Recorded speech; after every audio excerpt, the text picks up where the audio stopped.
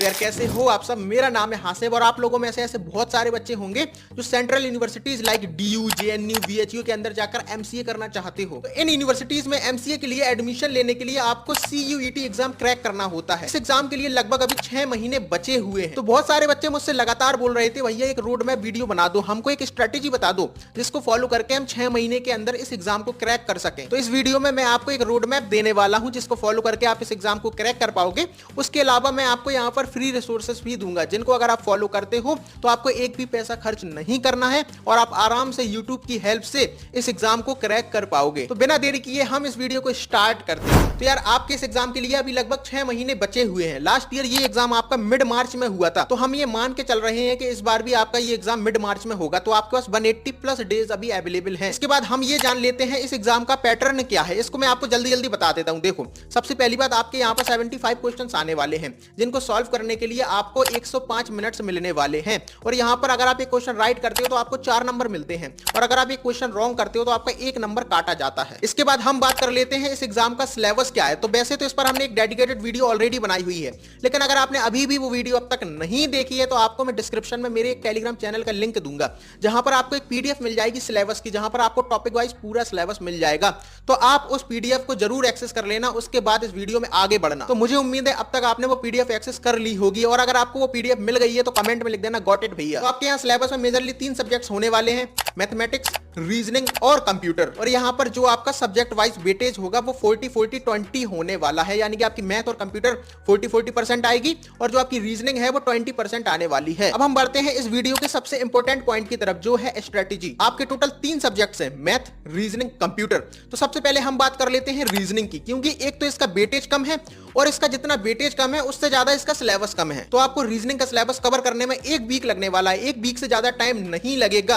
और इसके अलावा मैं आपको मेरे टेलीग्राम चैनल पर एक पोस्ट शेयर करूंगा जहां पर मैं आपको प्लेलिस्ट दे दूंगा रीजनिंग की। वहां पर आपको प्लेलिस्ट मिल जाएगी, तो आप वहां पर जाओ और वहां से जाकर उस प्लेलिस्ट के थ्रू आप रीजनिंग को आराम से 1 वीक के अंदर खत्म कर सकते हो। उसके अलावा आपको बहुत ज्यादा डीप में नहीं जाना कि ये कर रहे हो आपके मतलब बुक के पूरे क्वेश्चन कर रहे हो, ये नहीं। आप उस टॉपिक की जो वीडियोस उस प्लेलिस्ट में है उनको देखो, उसके अलावा कुछ क्वेश्चंस कर लो, क्योंकि एक तो आपका ये सीयूईटी एग्जाम है ना जो वो निमसेट के कंपैरिजन में काफी ज्यादा इजी है। निमसेट के कंपैरिजन में तो काफी ज्यादा इजी है, उसके अलावा बहुत ज्यादा टफ क्वेश्चंस नहीं आते। तो आप बुक सॉल्व कर सकते हो, लेकिन ऐसा नहीं करना कि मल्टीपल बुक सॉल्व कर रहे हो रीजनिंग के लिए, नहीं। कोई भी एक बुक के क्वेश्चन सॉल्व कर लेना, उसके अलावा उस प्लेलिस्ट से पढ़ लेना। आपका रीजनिंग का सिलेबस आप 1 वीक के अंदर आराम से कर सकते हो। इसके बाद हम बढ़ते हैं बचे हुए सब्जेक्ट्स की तरफ जो कि हमारा मैथमेटिक्स है और कंप्यूटर है। अब यहां पर आपको टाइम किस तरीके से यूटिलाइज करना है, तो देखो यहां पर जो आपका दिन का पूरा टाइम होता है उसमें से 60% आपको मैथ को देना है।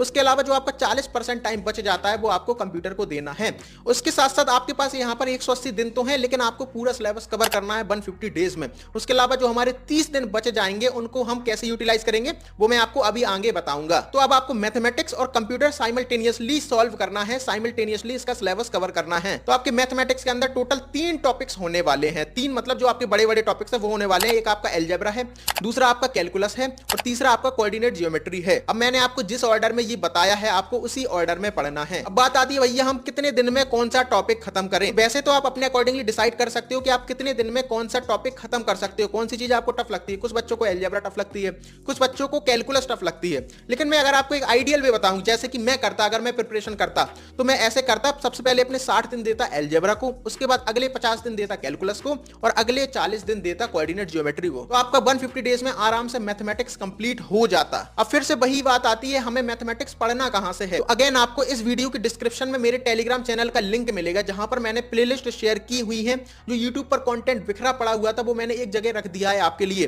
तो वहां से जाकर आप पूरा मैथ का सिलेबस कवर कर सकते हो। तो इस तरीके से आपका 150 डेज के अंदर मैथ का सिलेबस कवर हो जाएगा। अब मैथ का सिलेबस तो आपका चल रहा था, लेकिन इसके साथ साथ आपको कंप्यूटर भी करना है, क्योंकि जो आपका कंप्यूटर है और जो मैथमेटिक्स है वो 40-40% आने वाला है। यानी कि अगर 100 क्वेश्चन आते हैं तो आपके 40 क्वेश्चन मैथ के आने वाले हैं, 40 क्वेश्चन कंप्यूटर के आने वाले हैं, 20 रीजनिंग के। अगर हम 100% में इसे कैलकुलेट करते हैं, वैसे तो 75 क्वेश्चन आने वाले हैं, तो आपको क्या करना है 40% अपना टाइम कंप्यूटर को देना है। और आपने कंप्यूटर का सिलेबस भी अब तक सिलेबस वाली पीडीएफ में देख लिया होगा। एक तो आपका यहाँ पर ऑपरेटिंग सिस्टम है, दूसरा आपका डेटा स्ट्रक्चर है और तीसरा डिजिटल फंडामेंटल्स है। टोटल आपके ये 3 सब्जेक्ट्स हैं। अब अगेन इन सब्जेक्ट्स को खत्म करने के लिए आप 50 दिन डीएसए को दे सकते हो, क्योंकि डीएसए थोड़ा टफ होता है, उसको समझना थोड़ा मुश्किल हो जाता है बाकी सब्जेक्ट के कंपैरिजन में। और बचे हुए 2 सब्जेक्ट्स हैं उनमें आप 40-40 दिन दे सकते हो। तो यहां से आपका 130 डेज के अंदर कंप्यूटर सेक्शन कवर हो जाएगा। अब इसको भी पढ़ने के लिए मैंने आपको टेलीग्राम चैनल पर प्लेलिस्ट दी हुई है, लेकिन उस सिलेबस में आपको कुछ चीजें याद रखनी है। जैसे कि जो वहां पर आपको मैंने डीएसए दिया है उसकी मैंने आपको वन शॉट वीडियो दी है। मैंने बहुत ज्यादा डिटेल में आपको नहीं पढ़ना है डीएसए, आपको कोड नहीं करना है, क्योंकि वहां पर आपके क्वेश्चन किस प्रकार के आने वाले हैं। वहां से आपके हैशिंग से रिलेटेड क्वेश्चन आ सकते हैं, ट्री से रिलेटेड क्वेश्चन आ सकते हैं, वहां पर आपके जो टाइम कॉम्प्लेक्सिटी है उससे रिलेटेड क्वेश्चन आ सकते हैं। तो वहां पर आपसे कोड नहीं पूछेंगे, वहां पर वो आपको एक सॉर्टिंग एल्गोरिथम दे देंगे और आपसे पूछेंगे टाइम कॉम्प्लेक्सिटी कितनी लगेगी, तो आपको वो बताना होगी। तो वहां पर कोड काम नहीं आने वाला, तो आपको कोडिंग वाले पार्ट में नहीं जाना है, क्योंकि अभी आप डीएसए प्लेसमेंट के लिए नहीं पढ़ रहे हो। तो मैंने आपको जो टेलीग्राम चैनल पर प्लेलिस्ट दी है वहां पर आपको एक वन शॉट वीडियो मिलेगी जो आपका डीएसए है उसके लिए। उसके अलावा आगे क्वेश्चंस वगैरह कैसे करना है उसके लिए मैं आपको आगे बताने वाला हूं, ठीक है। तो इसके अलावा जो आपके बाकी के 2 सब्जेक्ट्स हैं इनके लिए भी मैंने प्लेलिस्ट दी हुई है वहां पर, तो वहां पर जाकर आप उन वीडियोस को देख सकते हो। मैंने आपको वन शॉट वीडियोस दी हैं, बस मैंने बहुत ज्यादा डिटेल में नहीं दिया है। उसके अलावा जो मैं आपके लिए ये कंटेंट ढूंढ रहा था यूट्यूब पर, सारा कंटेंट जब इकट्ठा कर रहा था, मुझे कंप्यूटर के लिए अलग से सारा कुछ नहीं मिल पाया, तो मैंने क्या किया है, कुछ वन शॉट वीडियोस दी हैं जो आपको सबसे पहले देखनी है, जिससे आपके कुछ आधे से ज्यादा टॉपिक्स निपट जाएंगे, आधे से ज्यादा टॉपिक्स कंप्लीट हो जाएंगे। उसके अलावा जो आपके टॉपिक्स बचे जाते हैं वो आपको सिलेबस में टॉपिक देखना है और टॉपिक डायरेक्टली यूट्यूब पर सर्च करना है। कुछ वीडियोस आएंगी वहां से आपको पढ़ लेना है। और अगेन आपको याद रखना है कि जैसे कि डीएसए था इसमें आपको कोड नहीं पढ़ना है, जैसे कि ऑपरेटिंग सिस्टम है उसमें आपको उस तरीके की क्वेश्चंस पढ़ने हैं जो आपके ऑब्जेक्टिव पेपर में आते हैं, सब्जेक्टिव के हिसाब से मत पढ़ना। अब इसके बाद एक चीज क्या करूंगा मैं, कुछ टाइम बाद 1 से 1.5 महीने के अंदर अंदर मैं आपको मेरे टेलीग्राम चैनल पर क्वेश्चंस दे दूंगा, चाहे वो डीएसए के हों या ऑपरेटिंग सिस्टम के हों या डिजिटल फंडामेंटल्स के हों। तो अगर वो आप क्वेश्चंस देख लेते हो, सारे क्वेश्चंस कर लेते हो, मतलब 400 500 कुछ इस प्रकार के क्वेश्चंस मैं आपको दे दूंगा, तो उनको करने के बाद आपसे सारे क्वेश्चंस आपके एग्जाम में बन जाएंगे। तो आपको क्या करना है, पहले ये थ्योरी वाला पार्ट कवर कर लेना है, सबसे पहले जो वन शॉट वीडियोस हैं उनसे पढ़ना है। उसके अलावा जो टॉपिक्स बचे जाते हैं सिलेबस में आप देखना कि आपने ये टॉपिक नहीं पढ़ा है, वो टॉपिक आप जाके सीधे सीधे सर्च करो और पढ़ लो। अब उसके बाद जो मैंने आपको ये सिलेबस बताया कंप्यूटर का, वो आप 130 डेज में कर लोगे, तो आपके पास 20 दिन और बच गए। जैसा कि मैंने आपसे बोला कि हम सिलेबस तो करेंगे 150 डेज में, तो आपके पास अब यहां पर 20 दिन बच जाते हैं। तो इस 20 दिन में आपको क्या करना है, इस 20 दिन में सबसे पहली चीज तो आपको ये करना है, जो मैं आपको यहां पर मेरे टेलीग्राम चैनल पर क्वेश्चंस दूंगा, आपको वो देखने हैं सारे, उनको समझना है, उनको मेमोराइज कर लो आप। उसके अलावा जो आपको यूट्यूब पर वीडियोस मिल जाएंगी, जो निमसेट की कोचिंग्स हैं, चाहे वो आपकी इम्पेटस गुरुकुल हो या एस्पायर स्टडी हो या एक्मी एकेडमी हो, इन कोचिंग्स के चैनल पर जाकर आप उनकी जो पिछले साल की वीडियोस हैं वो देख सकते हो। या उसके अलावा जब एग्जाम करीब आएगा ना, मतलब 40-50 दिन पहले, तो ये खुद आपको पढ़ाना शुरू कर देंगे कंप्यूटर सेक्शन, तो वहां पर ये आपके क्वेश्चंस करवाएंगे, तो वहां पर आपका रिवीजन भी होता जाएगा, साथ के साथ आपके क्वेश्चंस भी सॉल्व होते जाएंगे। तो वहां से जाकर आप दोबारा पूरा रिवीजन भी कर पाओगे और जो आपको क्वेश्चंस हैं वो भी मिल जाएंगे और सारा कुछ आपको समझ में आ जाएगा। तो इस तरीके से आपका मैथ, कंप्यूटर, रीजनिंग, तीनों ही चीजें 150 डेज के अंदर हो जाएंगी। अब आपका एक लास्ट का 1 महीना बच जाता है। इस लास्ट के 1 महीने में आपको क्या करना है, ज्यादा से ज्यादा मॉक एग्जाम्स देने हैं, उन मॉक एग्जाम्स का एनालिसिस करना है, आपको रिवीजन करना है। इसके साथ साथ कोचिंग वालों के जो वीडियोस आएंगी आपको वो देखनी है, वहां पर वो आपको क्वेश्चंस करवाएंगे बहुत सारे, तो आपको वो क्वेश्चंस देखने हैं जहां से आपको शॉर्ट ट्रिक्स भी समझ में आएंगी, आपको क्वेश्चंस को जल्दी करना भी आएगा, तो आपको वो वीडियोस देखनी है। इसके अलावा आपके जो आपने यहाँ पर टॉपिक्स पढ़े हैं वहां पर कुछ कुछ चीजें आपकी छूट जाएंगी, चाहे वो आपके कंप्यूटर सेक्शन को लेकर हो, कुछ वीडियोस आपको नहीं मिलेंगी, तो वो सारे क्वेश्चंस भी वो करवाएंगे, तो वो सारी चीजें भी आपको कवर कर लेनी है। तो इस तरीके से आपने 180 डेज के अंदर अपना सिलेबस भी कंप्लीट कर लिया, पहले 150 डेज में। उसके बाद अगले 30 दिन में अपने मॉक एग्जाम्स वगैरह सारे कुछ देकर आप अच्छे तरीके से तैयार हो जाओगे CUET एग्जाम के लिए। अब इसके बाद कुछ इंपॉर्टेंट पॉइंट्स आपको याद रखने हैं, वरना आपको काफी ज्यादा प्रॉब्लम फेस करनी पड़ सकती है। इसमें सबसे पहली चीज आती है, आपको नोट्स जरूर बनाने हैं। जब भी आप सिलेबस कवर कर रहे हो तो उस टाइम पर आपको नोट्स बनाने हैं, वरना जो आपके लास्ट के 2 महीने आएंगे,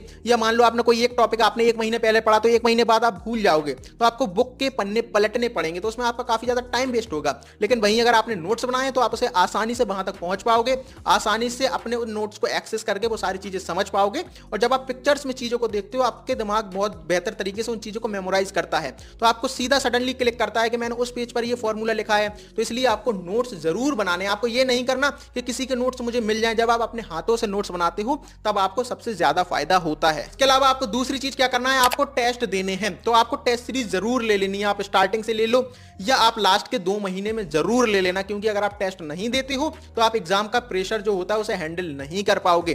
तो इसलिए आपको प्रेशर को हैंडल करना सीखना है, तो आप लास्ट के 2 महीने में ले सकते हो, या अगर आप निमसेट एग्जाम की प्रिपरेशन भी साथ के साथ कर रहे हो तो आपको अभी से टेस्ट सीरीज ले लेना चाहिए, क्योंकि उससे आपको यह मालूम होता है आपने उस टॉपिक को कितने बेहतर तरीके से कवर किया है। हो सकता है आपको लगे आपने वो टॉपिक अच्छे से कवर कर लिया है, लेकिन जब आप टेस्ट देते हो तो आपसे क्वेश्चन ही नहीं बनेंगे, तब आपको महसूस होगा कि आपने अच्छे से कवर किया है नहीं किया है। तो आपको टेस्ट सीरीज जरूर लेनी है। इसके साथ साथ आपको एक चीज और करनी है जो मैंने अपनी प्रिपरेशन के टाइम पर किया था, कि आपको फॉर्मूले के लिए एक अलग से कॉपी बनानी है। जो कुछ डिफिकल्ट फॉर्मूले होते हैं, कुछ फॉर्मूले ऐसे होते हैं जो आप लगातार भूल जाते हो, जैसे cot 3a का फॉर्मूला हो गया। हालांकि ये ट्रिग्नोमेट्री आपके यहां पर सिलेबस में नहीं है, लेकिन कुछ ऐसे फॉर्मूले होते हैं, मैं ये एक एग्जांपल दे रहा हूं, जो आप बार बार भूल जाते हो। तो उन फॉर्मूले को आपको उन कॉपी के अंदर लिखते जाना है, और जब भी आप पढ़ने बैठो तो सबसे पहले एक बार रिवाइज कर लेना है। तो एक टाइम ये आएगा जो फॉर्मूले आपको सबसे बेहतर तरीके से याद होते थे, उनसे भी बेहतर तरीके से आपको ये फॉर्मूले याद हो जाएंगे। इसके अलावा जो आपको अगला पॉइंट याद रखना है वो ये है कि जब भी आप सुबह उठते हो, मॉर्निंग में उठते हो, तो आपको पूरे दिन में क्या क्या पढ़ना है वो जरूर लिखना, कि मुझे ये काम करने हैं। एक टू डू लिस्ट जरूर बनानी है। आप उसे टाइम के साथ नहीं रखना कि मुझे 1 घंटे ये करना है, 2 घंटे करना, नहीं। आप लेकिन ये जरूर लिखना, मुझे ये चीज करनी है, ये चीज करनी है, ये चीज करनी है। जब आपके पास एक लिस्ट होती है ना कि मुझे ये चीजें करनी है, तो आप आराम से अपना टाइम यूटिलाइज कर पाते हो। लेकिन अगर आप अंधों की तरह दौड़ जाते हो कि सीधे हम पढ़ने बैठ गए और हम पढ़ते जाएंगे, तो वहां पर आपको एक टाइम के बाद आपकी पढ़ाई अच्छे से नहीं होती। तो आपको पता होना चाहिए आपको आज पूरे दिन में क्या क्या आपका टारगेट है, क्या क्या चीजें आपको खत्म करनी है। तो एक टू डू लिस्ट जरूर बनाना। इसके अलावा अगर आप सेल्फ स्टडी कर रहे हो या आपने कोई कोचिंग भी ज्वाइन कर रखी है, तब भी हमारे व्हाट्सएप ग्रुप्स को जरूर ज्वाइन करना, क्योंकि वहां पर आप क्वेश्चंस का डिस्कशन कर सकते हो। जो भी आपको डाउट्स आ रहे हैं वो आप अपने दोस्तों से, वहां पर जो भी मेंबर्स हैं उस ग्रुप के, वहां पर पूछ सकते हो। उसके अलावा दूसरों के डाउट भी सॉल्व कर सकते हो। और जब आप दूसरों को डाउट सॉल्व करते हो, दूसरे को क्वेश्चन समझाते हो, तो उसको समझ में आए या ना आए, लेकिन आपको वो क्वेश्चन बहुत अच्छे तरीके से समझ में आ जाता है। तो इसलिए आपको वो ग्रुप्स जरूर ज्वाइन करने हैं। उनका लिंक आपको डिस्क्रिप्शन में मिल जाएगा। और अगर आपको डाउट है टेस्ट सीरीज से रिलेटेड कि हम कौन सी टेस्ट सीरीज लें या हम कौन सा कोर्स लें, तो उसके लिए आप मुझे मैसेज कर सकते हो। आपको मेरा व्हाट्सएप नंबर डिस्क्रिप्शन में मिल जाएगा। तो अब मुझे उम्मीद है आपको एक रोड मैप समझ में आ गया होगा, एक स्ट्रेटेजी समझ में आ गई होगी, और जो आपका ये समय है 6 महीने का, ये इनफ टाइम है। आप आराम से इस एग्जाम की प्रिपरेशन कर सकते हो और अपने आप को तैयार कर सकते हो इस एग्जाम के लिए। तो मुझे उम्मीद है ये वीडियो आपके लिए इंफॉर्मेटिव रही होगी। अगर ये वीडियो आपके लिए इंफॉर्मेटिव थी तो यार वीडियो को लाइक जरूर करना, और उसके अलावा आपको नेक्स्ट वीडियो किस टॉपिक पर चाहिए वो हमें कमेंट में जरूर बताना। और हम 10,000 सब्सक्राइबर्स के काफी ज्यादा नजदीक हैं, तो अगर आपने अभी तक सब्सक्राइब नहीं किया है तो कर लेना। हम आपसे मिलेंगे किसी और वीडियो में। जब तक के लिए आप अपना ख्याल रखना। बाय।